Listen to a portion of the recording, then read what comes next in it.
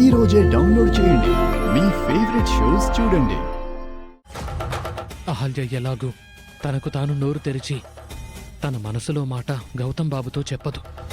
అందుకే నేనే అహల్య రాసినట్టుగా ఒక లెటర్ రాసి బాబు దగ్గర పెడతాను. గౌతమ్ గారు, మీరంటే నాకెంతో గౌరవం, ఇష్టం. ఇంకో విషయం, నేను మిమ్మల్ని మనస్ఫూర్తిగా ఇష్టపడుతున్నాను. నా మనసులో మీ మీద మంచి అభిప్రాయం ఉంది. మీరంటే నాకు ప్రాణం అండి. నేను మిమ్మల్ని ప్రేమిస్తున్నాను. ఇన్ని రోజులుగా నేను ఒక అనామకురాలిగానే ఉన్నాను.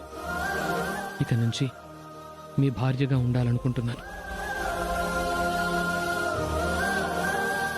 రేయ్ కన్నా, మీ అమ్మని నాన్నని కలపడానికి నేను చేస్తున్న ఈ చిన్న ప్రయత్నం ఫలించాలరా.